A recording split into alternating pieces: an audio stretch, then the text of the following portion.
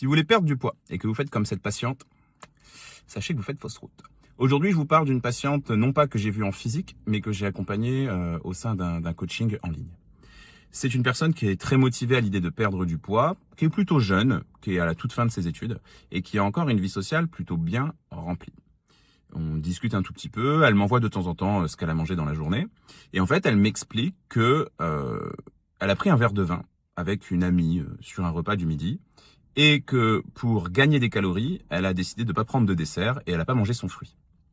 Très mauvaise idée. Il ne faut pas que vous regardiez uniquement les calories qu'il y a dans les aliments. Il ne faut même pas que vous regardiez les calories du tout. Ça sert à rien de compter les calories.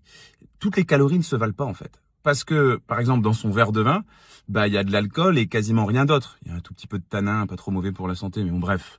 Ne pensez surtout pas qu'un verre de vin va vous maintenir en bonne santé. On n'est plus dans les années 70.